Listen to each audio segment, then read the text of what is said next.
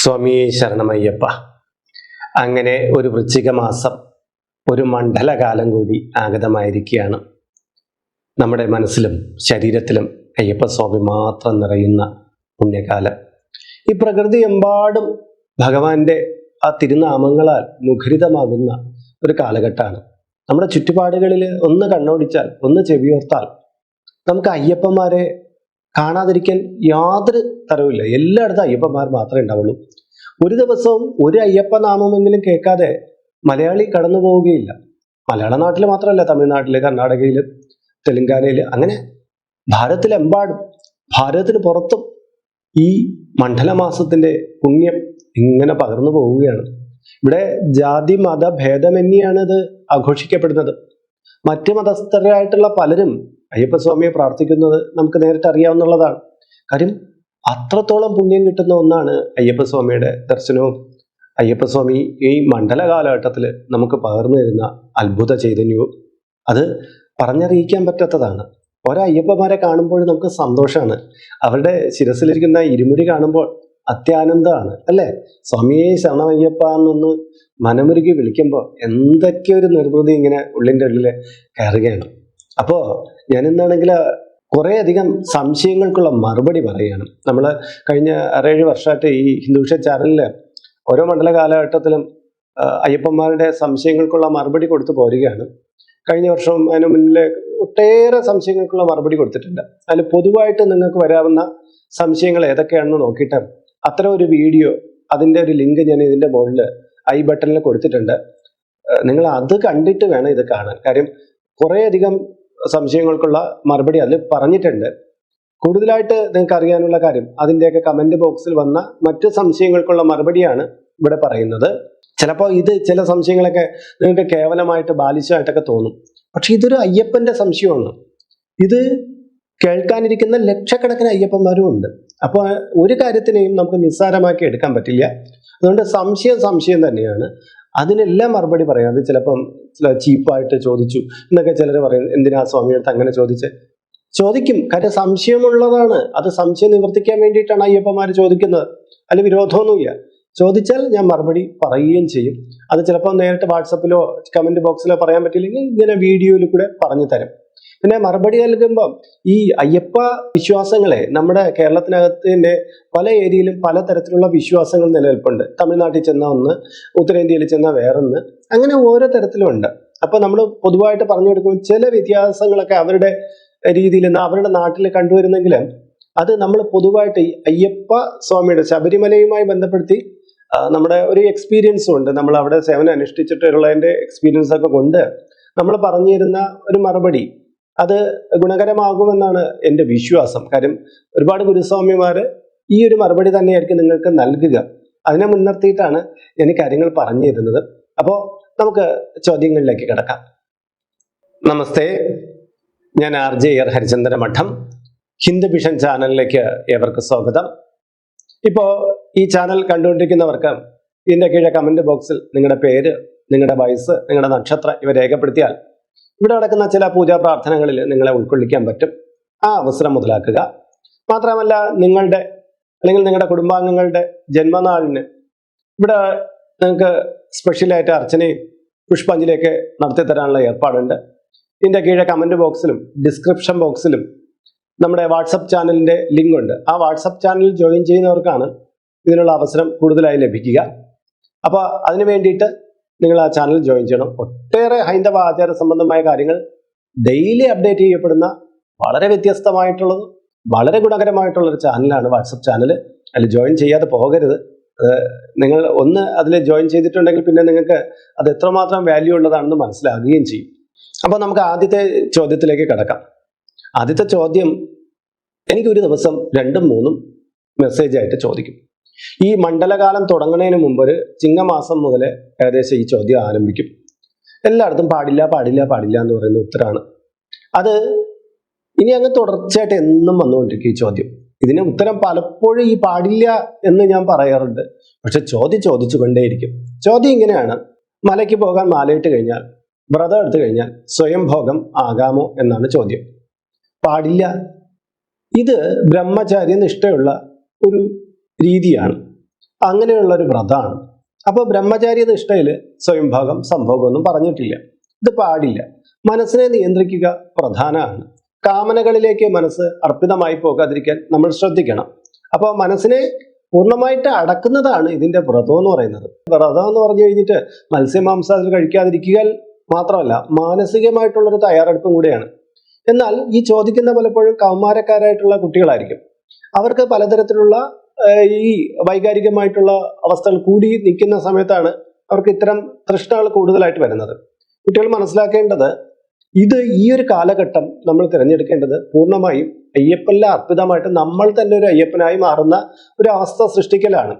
അപ്പൊ ഇത്തരം ആ ബ്രഹ്മചാരിയായിട്ടുള്ള ഭഗവാന്റെ സ്വരൂപമായിട്ട് നമ്മൾ മാറുക, ആ ഭഗവാനിലേക്ക് നമ്മളെ തന്നെ ലയിപ്പിച്ചു നിർത്തുന്ന തത്വമസി പൊരുൾ എന്ന് പറയുന്ന ഒരു അനുഭവത്തിലേക്ക് പോകാൻ വേണ്ടിയിട്ടാണ് നമ്മൾ ഈ അയ്യപ്പനെ ദർശിക്കാൻ പോകുന്നത്. അല്ലാതെ എന്തെങ്കിലും ആരെങ്കിലുമൊക്കെ പോകുന്ന ഒരു ടൂർ പാക്കേജ് പോകും പോലെ ഒന്നും പോയേക്കരുത്.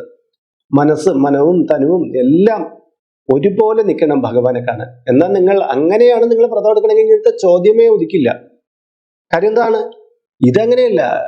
ആരൊക്കെ പറഞ്ഞു നിർബന്ധിച്ചു പോകുന്നു. അത്രയും നേരം എന്തെങ്കിലും കാമനകളിലൊക്കെ നോക്കിക്കൊണ്ടിരുന്ന് അങ്ങനെയൊക്കെയുള്ള കാര്യങ്ങൾ ശ്രദ്ധ പതിപ്പിക്കുമ്പോൾ ഉള്ളിലുള്ള വികാരപരമായിട്ടുള്ള കാര്യങ്ങൾ ഉണരും. പിന്നെ ഈ ഇത്തരം സ്വയംഭോഗ ശീലമുള്ളവർക്ക് അത് ചെയ്തേ പറ്റുള്ളൂ എന്നുള്ള നിവൃത്തിയില്ലാതെ വരും. ഈ ശബരിമലയിൽ മുകളിൽ ചെല്ലുമ്പോഴും സ്ത്രീ സംഘത്തിന് വേണ്ടി മനസ്സ് കൊതിച്ചുകൊണ്ടിരിക്കുന്ന ആൾക്ക് എന്ത് പുണ്യമാണ് കിട്ടാനുള്ളത്? അങ്ങനെയാണ് പല കുട്ടികളും മല കയറുന്നത്. കുട്ടികൾ മാത്രമല്ല, കുട്ടികളെ മാത്രമേ ഞാനിവിടെ പറയുന്നില്ല, മുതിർന്നവർ വളരെ പക്വമതി എന്ന് നമുക്ക് തോന്നുന്ന ആൾക്കാരിലെ പോലും പലപ്പോഴും ഈ സ്ത്രീബന്ധം അങ്ങനെയൊക്കെയുള്ള കാര്യം മനസ്സിൽ നിന്ന് വിട്ടുപോകാതെയൊക്കെ പോകും. അത് ഒരിക്കലും അയ്യപ്പ സന്നിധി എന്ന് പറയുന്ന ഒരു സ്ഥലത്തേക്ക് പോകാൻ ഭൂഷണമായിട്ടുള്ള കാര്യമില്ല. അങ്ങനെയുള്ള ബോധ്യത്തിലാണ് നിങ്ങൾ ഇറങ്ങിത്തിരിക്കുന്നതെങ്കിൽ പോകാതിരിക്കുന്നതാണ് നല്ലത്. കാര്യം ഇത്തരം കാര്യങ്ങൾ അടക്കിയിട്ട് തന്നെ മുന്നോട്ട് പോകണം. രണ്ടാമത്തെ ചോദ്യം, കന്നിക്കെട്ടുകാർ കന്നി മാസത്തിൽ തന്നെ വ്രതം എടുക്കണമെന്ന് നിർബന്ധമുണ്ടോ? കന്നി എന്ന് പറയുന്ന ഒരു മാസമാണ്, ആ മാസത്തിന്റെ പേരാണ്. അല്ല, കന്നിക്കെട്ടുകാർ കന്നി മാസത്തിൽ തന്നെ വ്രതം എടുക്കണമെന്ന് നിർബന്ധമൊന്നുമില്ല കേട്ടോ. കന്നിക്കെട്ട് എന്ന് പറഞ്ഞു കഴിഞ്ഞാൽ ആദ്യമായി കെട്ട് നിറയ്ക്കുക എന്നുള്ളതാണ്. അത് നിങ്ങൾക്ക് ഏതൊരവസരത്തിലും, ചിലപ്പോൾ മാസത്തിൽ ഇങ്ങനെ നട തുറക്കുമല്ലോ, ആ സമയത്തും കന്നിമലക്കാർ പോകും. വൃശ്ചിക മാസത്തിൽ മാത്രമല്ല കന്നിമലക്കാർ പോകുന്നത്. അങ്ങനെയൊക്കെയുള്ളൊരു തെറ്റിദ്ധാരണ, ഈ വൃശ്ചിക മാസത്തിൽ മാത്രമേ കന്നിമലക്കാർ പോകാവൂ, അങ്ങനെയൊന്നും അയ്യപ്പ ചരിതവുമായിട്ട് ബന്ധപ്പെടുത്തി അങ്ങനെയൊന്നും പറയുന്നില്ല. കന്നിമലക്കാർ ഏറ്റവും കൂടുതൽ വരുന്ന സമയമാണ് വൃശ്ചിക മാസം. അല്ലാതെ നട തുറക്കുന്ന സമയത്ത് പൊയ്ക്കൂടാന്നൊന്നുമില്ല. അതൊക്കെ തെറ്റായിട്ടുള്ള ധാരണയാണ്. കന്നിമാസത്തിൽ തന്നെ വ്രതം നിന്നാലേ ശബരിമലയ്ക്ക് പോകാൻ പറ്റുള്ളൂ എന്നൊക്കെ ചില ദേശങ്ങളിലൊക്കെ അങ്ങനെയൊക്കെ ഒരു വിശ്വാസമുണ്ട്. പക്ഷെ അതൊരു പൊതുവായ വിശ്വാസമൊന്നുമില്ല, അങ്ങനെ നിർബന്ധവും ഇല്ല.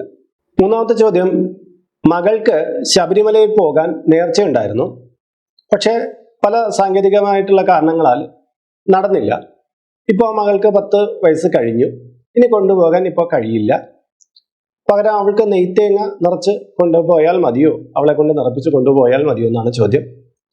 തീർച്ചയായിട്ടും കുട്ടിക്ക് മല കയറാൻ കഴിയാത്തത് വളരെ വിഷമകരമായിട്ട് എനിക്ക് തോന്നുന്നുണ്ട്. നമ്മളൊരു കാര്യം ചെയ്യണം, പെൺകുട്ടികളെയൊക്കെ ഒരു 8 വയസ്സ് അതിനപ്പുറത്തിന് മുമ്പ് തന്നെ നമ്മൾ ശബരിമലയ്ക്ക് കൊണ്ടുപോകണം. ഇനി 9 വയസ്സ് 10 വയസ്സൊക്കെ ആകുന്നവരെ കാത്തുകെട്ടി ഇരുന്ന് കഴിഞ്ഞാൽ പലപ്പോഴും എന്തെങ്കിലുമൊക്കെ സാഹചര്യങ്ങൾ കൊണ്ട് മാറി പോയി കഴിഞ്ഞാൽ കുട്ടികൾക്ക് മലയിൽ പോകാനുള്ള അവസരം നിഷേധിക്കപ്പെടും. മുതിർന്നവരെ ശ്രദ്ധിക്കുമല്ലോ, ഇപ്പോഴൊരു 7-8 വയസ്സുള്ള കുട്ടികളെയൊക്കെ മലയ്ക്ക് കൊണ്ടുപോകണം. പിന്നെ നെടുതീർന്ന ക്യൂ ഒക്കെ ഉണ്ട്. അപ്പോൾ ശബരിമല അങ്ങനെയൊക്കെ ഉണ്ടെങ്കിൽ മാസവിളക്ക് സമയത്തൊക്കെ 1-2 ദിവസം നടവർന്ന് 1-2 ദിവസം കഴിയുമ്പോൾ തിരക്ക് കുറയും. ആ സമയത്തൊക്കെ കുട്ടികളെ കൊണ്ടുപോകണം എന്നാണ് എൻ്റെ ഒരു നിങ്ങളടുത്ത് പറയാനുള്ള നിർദ്ദേശം. കാര്യം കുട്ടികളെ കൊണ്ടുപോകാതിരിക്കരുത്, നേരത്തെ തന്നെ ആകണം. ഇനി ഇവിടെ ചോദ്യം, ഇനിയിപ്പോൾ നെയ്ത്തേങ്ങ നിറച്ച് കൊണ്ടുപോകാമോ? തീർച്ചയായിട്ടും നെയ്ത്തേങ്ങ നിറച്ചു കൊണ്ടുപോകാം, യാതൊരു കുഴപ്പമില്ല. ഇനി കുട്ടിക്ക് ഒരു 50 വയസ്സൊക്കെ ആകുമ്പോൾ നമുക്ക് ഇനി പോകാമല്ലോ. പക്ഷെ അതൊരു ലോങ് കാലയളവാണ്. പക്ഷെ നമ്മുടെ ഒരു സിസ്റ്റം ഉണ്ടല്ലോ, അത് അങ്ങനെ പറ്റുള്ളൂ, അതുകൊണ്ടാണ്. അടുത്ത ചോദ്യം, കൈനഖം മുറിക്കാൻ പാടില്ല എന്ന് പറയുന്നത് ശരിയാണോ? കൈനഖം മുറിക്കാൻ പാടില്ല, മുടി വെട്ടാൻ പാടില്ല, അങ്ങനെയൊക്കെയുള്ള കുറേ നിയമങ്ങൾ മുൻകാലങ്ങളിൽ പല ദേശക്കാരെ ആചരിച്ചു വന്നിരുന്നു. പക്ഷെ വൃത്തി എന്ന് പറയുന്നത് ഏതൊരു ദൈവിക സന്നിധിയിലും പോകുന്നതിന് വളരെ ഗുണകരമായിട്ടുള്ള കാര്യമാണ്. വൃത്തി അത് വേണം. കൈനഖം വെച്ചുകൊണ്ടിരിക്കണമെന്ന് ഒരു ഗുരുസ്വാമി ആരും പറയാറില്ല. ഏതെങ്കിലും ഗുരുസ്വാമിയെ പുലിയെ പോലെ കൈയും വെച്ചുകൊണ്ടിരിക്കുന്നത് ഞാൻ കണ്ടിട്ടില്ല. അവിടുത്തെ മേൽശാന്തി വരെ വ്രതത്തിലാണ് നിൽക്കുന്നത്, അവരുടെ ആരുടെയും കയ്യിൽ ഇങ്ങനെ നഖം വളർത്തി വെച്ചിരിക്കുന്നതായിട്ട് കണ്ടിട്ടില്ല. ക്ഷൗരം ചെയ്യില്ല, മുടി വെട്ടില്ല, അതൊക്കെ ഉണ്ട്. പക്ഷെ കൈനഖം മുറിച്ച് തന്നെയാണ് എല്ലാവരും നിൽക്കുന്നത്. അത് ഒരു നമ്മുടെ വൃത്തിയുടെ ഭാഗമാണ്. അപ്പോൾ കൈനഖം മുറിക്കുന്നതിൽ തെറ്റൊന്നുമില്ല. അത് ചില ദേശത്ത് ചിലർ പണ്ട് ആചരിച്ചിരുന്നു എന്നായിട്ട് പറഞ്ഞു കേട്ടിട്ടുണ്ട്. പൊതുവിൽ അങ്ങനെ ഒരു നിയമം ഇല്ല. അടുത്ത ചോദ്യം, അയ്യപ്പന്മാര് സ്ത്രീജനങ്ങളെ അവരുടെ പീരീഡ്സ് സമയത്ത്, അതായത് മാസമുറ സമയത്ത് അവരെ കാണാനൊന്നും പാടില്ല എന്ന് പറഞ്ഞു കേൾക്കുന്നുണ്ട്. ഇപ്പോഴത്തെ കാലത്ത് അതൊക്കെ ഉണ്ടോ? അങ്ങനത്തെ ഒരു നിയമമല്ല. സ്ത്രീകൾക്ക് പീരീഡ്സ് ഉണ്ടെങ്കിൽ അയ്യപ്പന്മാർ അവരെ കാണാതിരിക്കുന്നതിൻ്റെ ആവശ്യമൊന്നുമില്ല. എത്രയോ സ്ത്രീജനങ്ങൾ പൊതു സമൂഹത്തിലൂടെ കടന്നു പോകുന്നു. നിങ്ങൾ കാണുന്ന എല്ലായിടത്തും നിങ്ങൾക്ക് പീരീഡ്സ് ഉണ്ടോ എന്ന് ചോദിച്ചുകൊണ്ട് നമുക്ക് കടക്കാൻ പറ്റും? അതൊന്നുമില്ല. അതൊക്കെ പഴയ അയിത്ത ആചാരണ കാലത്ത് എങ്ങനെ ഉണ്ടായിരുന്ന എന്തെങ്കിലും നിയമമായിരിക്കും എന്നുള്ളതാണ്. എനിക്കതിനെക്കുറിച്ച് കൂടുതൽ അറിയില്ല. അങ്ങനെയൊക്കെ വിശ്വാസം ഉണ്ടെങ്കിൽ തന്നെ അത് ഏറ്റവും വലിയ തെറ്റാണ്. സ്ത്രീകളോടുള്ള നിന്ദാപരമായിട്ടുള്ള കാര്യമാണ്. അത് പാടില്ല. അങ്ങനെ ഒരു നിയമമേ ഇല്ല കേട്ടോ. ഏതൊരു അർത്ഥമുള്ള സ്ത്രീകളെയും കാണുന്നതിനും സംസാരിക്കുന്നതിനും യാതൊരു തടസ്സമില്ല. ആ പരസ്പര സ്പർശനങ്ങളൊക്കെ ഈ കാലയളവിൽ ഒഴിവാക്കിയിരിക്കുന്നു എന്നതേ ഉള്ളൂ. അടുത്ത ചോദ്യം ഇച്ചിരി വിശേഷമായിട്ടുള്ള ചോദ്യമാണ്. ഈ ശബരിമല കാലഘട്ടത്തിൽ വ്രതം എടുക്കുമ്പം നുണ പറയാൻ പാടില്ലല്ലോ. അപ്പൊ ചിലരാട്ടെ കടം ചോദിച്ചു വരും. ഇച്ചിരി കാശ് കയ്യിരിക്കുന്ന കണ്ടു കഴിഞ്ഞാൽ കടം ചോദിച്ചു വരും. അപ്പോൾ ഇല്ല എന്ന് പറയേണ്ടി വരും. 1-ാം തീയതി ശമ്പളം കിട്ടുന്ന സമയത്ത് ഇവർ കാശും ചോദിച്ചുകൊണ്ട് വരുമ്പോൾ ഇല്ല എന്ന് പറയുന്നതിൽ എന്തെങ്കിലും തെറ്റുണ്ടോ എന്നുള്ളതാണ്. ചില സമയത്ത് ഗുണം പറയാൻ വേണ്ടിയിട്ട്, അതായത് നമ്മളെ അടുത്ത് നിരന്തരം നമ്മളെ ഇങ്ങനെ നനഞ്ഞ മണ്ണുപോലെ കുഴിച്ചുകൊണ്ടിരിക്കുന്ന ചില വ്യക്തികളുണ്ടല്ലോ, അവരാണല്ലോ ഈ കടമ അടിക്കാൻ വേണ്ടിയിട്ട് ഓടി വരുന്നത്. അവരുടെ നോ എന്ന് പറയുന്നത് നിങ്ങളുടെ വിവേകമാണ്, ആ നുണയല്ല. ഇല്ല എന്ന് തന്നെ പറഞ്ഞേക്കുക.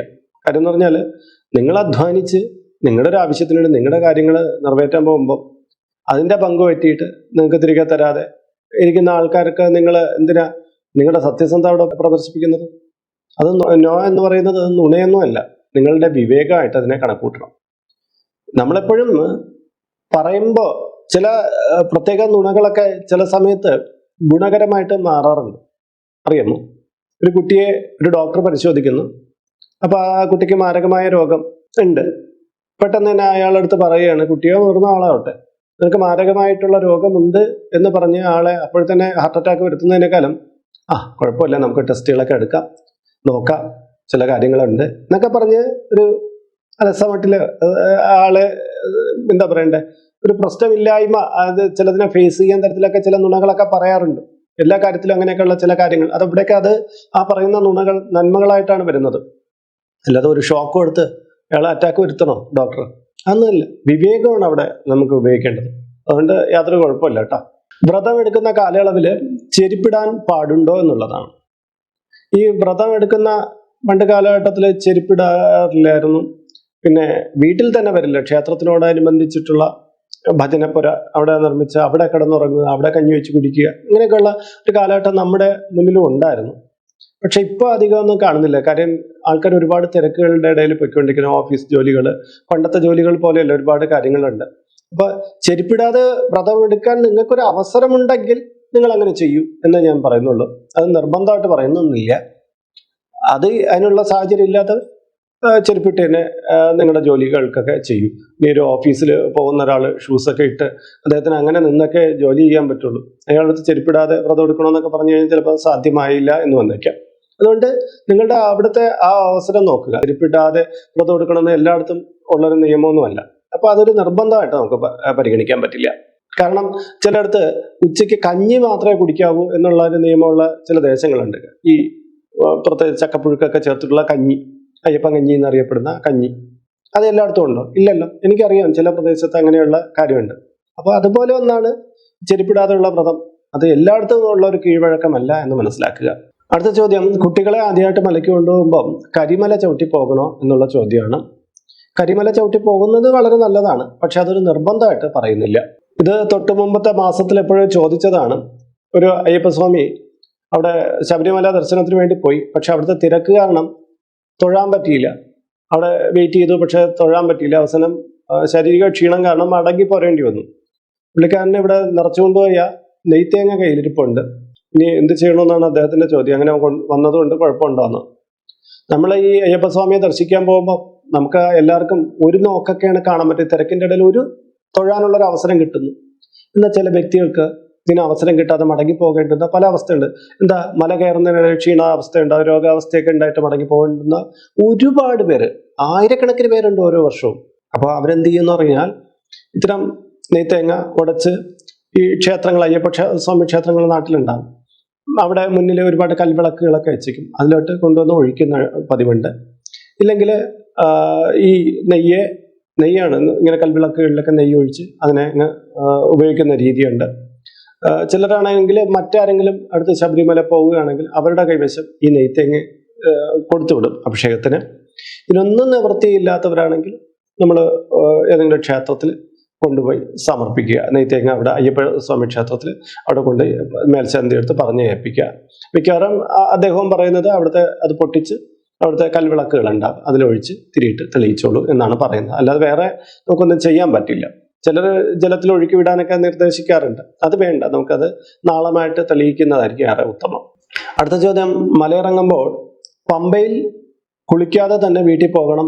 പമ്പയിൽ കുളിച്ചു കഴിഞ്ഞു കഴിഞ്ഞാൽ നമ്മൾ മലയിറങ്ങി പോരുമ്പോൾ ആ ശബരിമലയിൽ നിന്ന് കിട്ടിയ പുണ്യം ആ പമ്പയിൽ ഒലിച്ചു പോകും എന്ന് പറയുന്നു. ഇത് നേരാണോ? തെറ്റായിട്ടുള്ള കാര്യം. പമ്പ പുണ്യനദിയാണ്. നിങ്ങൾ ശബരിമല ദർശനം കഴിഞ്ഞ് പമ്പയിൽ കുളിക്കുമ്പോൾ നിങ്ങളുടെ പുണ്യം എങ്ങനെയാണ് പോകുന്നത്? പുണ്യം വർദ്ധിക്കുകയല്ലേ ഉള്ളൂ.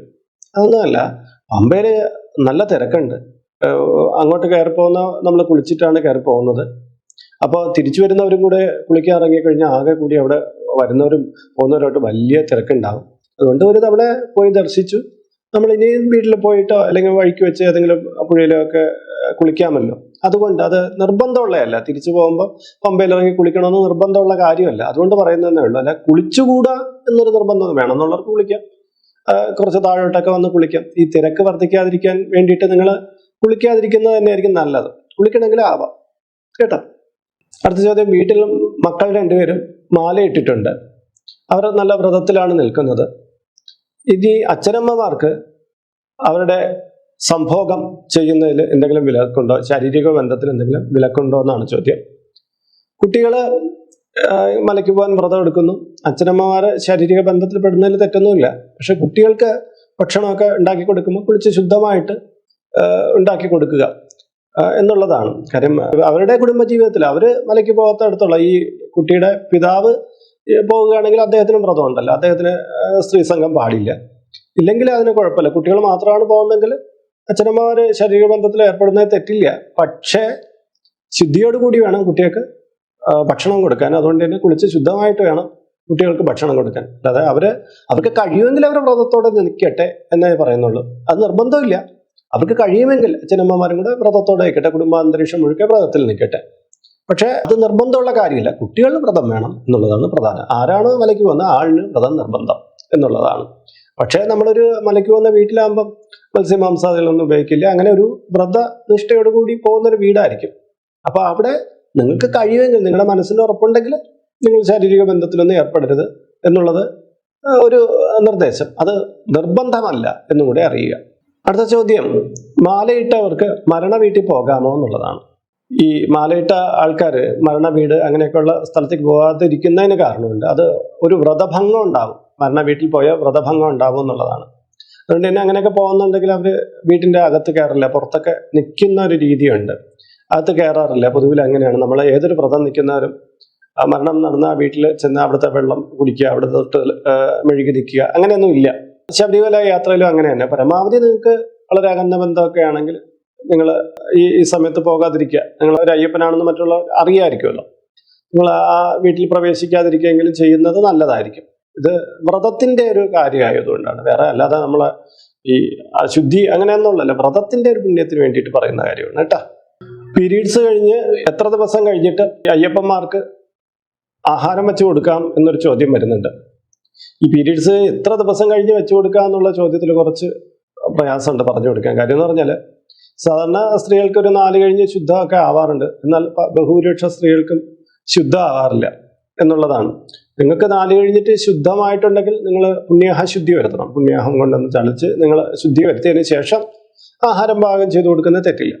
പക്ഷേ നിങ്ങൾക്ക് ശുദ്ധമൊന്നും ആയിട്ടില്ല, നിങ്ങളുടെ സ്രവം നിലച്ചിട്ടില്ലെങ്കിൽ അത് കഴിഞ്ഞിട്ട് ദേഹശുദ്ധി ചെയ്തിട്ട് വേണം ആഹാരം കൊടുക്കുവാൻ. അടുത്ത ചോദ്യം, മുദ്രമാല പുഴയിലിറങ്ങി കുളിച്ചപ്പോൾ കളഞ്ഞുപോയി, ഇനി വേറെ മുദ്രമാല ഇടാമോ എന്നുള്ളതാണ്. തീർച്ചയായിട്ടും ഇടാമല്ലോ. മുദ്രമാല പൊട്ടിപ്പോവുകയോ നഷ്ടപ്പെട്ടു പോവുകയോ ചെയ്യാൻ പേടിക്കൊന്നും വേണ്ട. അതങ്ങനെ ചിലപ്പോഴൊക്കെ സംഭവിക്കും. അത് നമ്മൾ ക്ഷേത്രത്തിൽ പോയിട്ട് ഒന്ന് മാപ്പ് എന്തെങ്കിലും ചിലപ്പം നമ്മുടെ കയ്യിൽ നിന്ന് വന്ന മിസ്റ്റേക്കുകളൊക്കെ കാണും. ഒന്ന് ക്ഷമ പറഞ്ഞിട്ട് ഭഗവാനെ നന്നായിട്ട് വന്ദിച്ചിട്ട് പുതിയൊരു മാല അണിയുക കേട്ടോ. മാലയിട്ട അയ്യപ്പൻ ഗുരുസ്വാമിയെ കാല് തൊട്ട് വന്ദിക്കുന്നത് ചില ദേശങ്ങളിൽ കാണുന്നു. ഇത് ശരിക്കും തെറ്റല്ലേ? മാലയിട്ട ആള് അയ്യപ്പനല്ലേ? അപ്പൊ മനുഷ്യനായ ഗുരുസ്വാമിയെ കാല് തൊട്ട് വന്ദിക്കാമോ എന്നാണ് ചോദ്യം. അവിടെ നമ്മൾ ശ്രദ്ധിക്കണം, ഗുരുസ്വാമി എന്നാ പറയുന്നത്. ഈ മാല ചാർത്തിയത് അയ്യപ്പൻ. ഈ അയ്യപ്പനിൽ തന്നെ ഗ്രേഡ് കൂടിയ ആള്, മുതിർന്ന ആള് ഗുരുസ്വാമി. അവർക്കും ഗുരു, അയ്യപ്പനും ഗുരു എന്നുള്ള സ്ഥാനം. ഗുരുസങ്കല്പത്തിലാണ് അവിടെ തൊട്ടുവീഴുന്നത്. മാനുഷിക സങ്കല്പത്തില ഈ അയ്യപ്പന്റെ ഗുരു, അയ്യപ്പസ്വാമിക്ക് ഒരു ഗുരുവുണ്ട്. ആ ഗുരുവിനെ സങ്കല്പിച്ചിട്ടാണ് തൊട്ടുവീഴുന്നത്. അവിടെ നിങ്ങൾ അയ്യപ്പനായി മാറിയപ്പോ ആ നിൽക്കുന്ന ഗുരുസ്വാമിയും അയ്യപ്പ ഗുരുവാണെന്നുള്ള ഒരു സങ്കല്പത്തിലാണ് വേണം തൊട്ടുവീഴാൻ. അല്ലാതെ മനുഷ്യനായ ഒരാള് എങ്ങനെ അയ്യപ്പനാകുന്നു എന്നുള്ളത് അത് താത്വികമായ അടിസ്ഥാനത്തിലാണ് പറയുന്നത്. ഏതൊരു കാലഘട്ടത്തിലും മാതാവിനെയും ഏതൊരു കാലഘട്ടത്തിലും പിതാവിനെയും നമ്മുടെ ഗുരുജനങ്ങളെയും നമുക്ക് കാലുതൊട്ട് വന്ദിക്കാം. അതിന് തെറ്റൊന്നുമില്ല. അയ്യപ്പസ്വാമി എങ്ങനെയാണ് അയ്യപ്പന്റെ അച്ഛനെയും അമ്മയെല്ലാം കാലുതൊട്ട് വന്ദിച്ചു, അത് ചരിത്രമാണ്. അപ്പൊ അതൊന്നും നമ്മൾ ഇങ്ങനെയൊക്കെ ചിന്തിച്ചു പോകേണ്ട ആവശ്യമില്ല കേട്ടോ. അടുത്ത ചോദ്യം, മാലയിട്ട് കഴിഞ്ഞാൽ കുടുംബത്തിൽ ഒരാൾ മരിച്ചു കഴിഞ്ഞാൽ എന്ത് ചെയ്യും എന്നുള്ളതാണ്. മാലയിട്ട് കഴിഞ്ഞ് കുടുംബത്തിൽ ഒരാൾ മരിച്ചു കഴിഞ്ഞാൽ നമുക്ക് പുലയായല്ലോ, പിന്നെ മാല ഉരി വെക്കണം. ആ പുല കാലഘട്ടം കഴിഞ്ഞിട്ട് ശുദ്ധം വരുത്തിയിട്ട് മാല ഇടണം. അതേ നിവൃത്തിയുള്ളൂ. അടുത്ത ചോദ്യം, ദർശനം കഴിഞ്ഞ് മടങ്ങി വന്നിട്ട് ആ മാല വീട്ടിൽ സൂക്ഷിക്കുന്നതുകൊണ്ട് തെറ്റുണ്ടോ? യാതൊരു തെറ്റുമില്ല. ചിലര് ദർശനം കഴിഞ്ഞ് മാല ഏതെങ്കിലും ക്ഷേത്രത്തിൽ അത് സൂക്ഷിക്കാനുള്ള ഇടമുണ്ട്, അവിടെ ചില ആലുകൾ അങ്ങനെയുള്ള പ്രത്യേക സ്ഥാനങ്ങളിലൊക്കെ തൂക്കാനുള്ള അവസരം വെച്ചിട്ടുണ്ട്. അവിടെ കൊണ്ടുവന്ന് തൂക്കും. അവിടെ നാളികേരം ഉടച്ച് മാല ഉരി ചാർത്താനുള്ള ഇടം കാണും. അതൊന്നും ഇല്ലാത്തവർക്ക് വീട്ടിൽ കൊണ്ടുവന്നിട്ട് അയ്യപ്പസ്വാമിയുടെ പടം ഉണ്ടെങ്കിൽ അതിലേക്ക് ഇടാം, അല്ലെങ്കിൽ മറ്റൊരു പുണ്യമായ സ്ഥാനത്ത് സൂക്ഷിച്ചു വെക്കും, തെറ്റില്ല. അടുത്ത ചോദ്യം, മാലയിട്ട് കഴിഞ്ഞിട്ട് ഭാര്യയെ ചുംബിക്കുന്നത് കൊണ്ട് ദോഷമുണ്ടോ എന്നുള്ളതാണ്. ഇതൊക്കെ പറഞ്ഞ ഉത്തരങ്ങളൊക്കെ തന്നെയാണ്. നമ്മൾ ഈ കാമനകളെ മനസ്സിൽ നിന്ന് മാറ്റുന്ന ഒരു കാലഘട്ടമാണ്. അപ്പൊ എന്താ പറ്റുക, നമുക്ക് ഭാര്യ എന്ന് പറഞ്ഞു കഴിഞ്ഞാൽ അവരുമായിട്ട് എപ്പോഴും ഒരു ശാരീരിക സ്പർശം, എപ്പോഴും ഒരു ലൈംഗിക ചിന്തയും കൂടെ ഉള്ളതാണ്. അതുകൊണ്ട് തന്നെ ഈ ഒരു നമ്മൾ വ്രതം എടുക്കുന്ന സമയത്ത് അത്തരം കാമനകളിലേക്ക് പോകാതിരിക്കുന്നതാണ് നല്ലത്. അടുത്ത ചോദ്യം ഇങ്ങനെയാണ്, ഇപ്പോൾ മുദ്രമാലയായിട്ട് ധരിക്കുന്ന പല മാലകളും ചൈന മാർക്കറ്റിൽ നിന്ന് വരുന്നതാണ്. അത്തരം മാലകൾ ഉപയോഗിക്കാൻ പാടില്ല എന്ന് ഒരാൾ പറഞ്ഞു. ഇത് ശരിയാണോ? മാല എവിടെ നിന്നും വരുന്നു, എങ്ങനെ വരുന്നു എന്നുള്ള കാര്യമൊന്നുമില്ല. കാര്യം ശബരിമലയിൽ വരുന്ന ലോക ജനതയാണ്. ചൈനക്കാർ കാണും, ഇംഗ്ലീഷുകാർ കാണും, എല്ലാവരും കാണും. അപ്പോൾ മാല എവിടെ നിന്നും വരാം.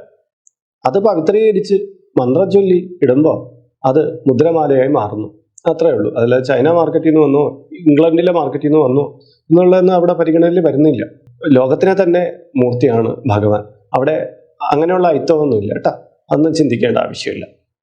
അപ്പോൾ കുറേയധികം ചോദ്യങ്ങൾക്കുള്ള ഉത്തരം ഞാനിവിടെ പറഞ്ഞു കഴിഞ്ഞു. ചില ചോദ്യങ്ങളൊക്കെ നിങ്ങൾക്ക് ബാലിശയായിട്ട് തോന്നുമെങ്കിലും ഇത് ഓരോരുത്തരുടെ സംശയങ്ങളാണ്. സംശയങ്ങൾ നിവർത്തിച്ചേ പറ്റുള്ളൂ. അതുകൊണ്ട് തന്നെ ഇനിയും നിങ്ങൾക്ക് ഇതിന്മേലുള്ള സംശയങ്ങളും നിർദ്ദേശങ്ങളൊക്കെ ഇതിൻ്റെ കീഴെ കമൻറ്റ് ബോക്സിൽ രേഖപ്പെടുത്താം. ഇതിൽ കാണുന്നത് എൻ്റെ വാട്സപ്പ് നമ്പറാണ്. ജ്യോതിഷ സംബന്ധമായതും പൂജാ സംബന്ധമായതുമായ അപ്പോയിൻമെൻറ്റിനാണ് ഇത് നൽകിയിരിക്കുന്നത്. നേരിട്ട് വിളിച്ചു കഴിഞ്ഞാൽ കിട്ടുകയില്ല. നിങ്ങളുടെ പേര്, നിങ്ങളുടെ സ്ഥലം, അതായത് ഇപ്പോൾ നിങ്ങളുള്ള സ്ഥലം ഇവ രേഖപ്പെടുത്തി വാട്സപ്പിലൂടെ മെസ്സേജ് ചെയ്യുക. അഡ്മിൻ ഒരു മാർഗ്ഗനിർദ്ദേശം അയച്ചു തരും. ആ മാർഗ്ഗനിർദ്ദേശം അനുസരിച്ച് അപ്പോയിൻമെൻ്റ് എടുത്തിട്ട് വിളിക്കാവുന്നതാണ്. അപ്പോൾ മറ്റൊരു വിശേഷവുമായി വീണ്ടും കണ്ടുമുട്ടും വരെ എല്ലാവർക്കും നമസ്കാരം. നിങ്ങളുടെ സ്വന്തം RJ ഹരിചന്ദന മഠം. നമസ്തേ.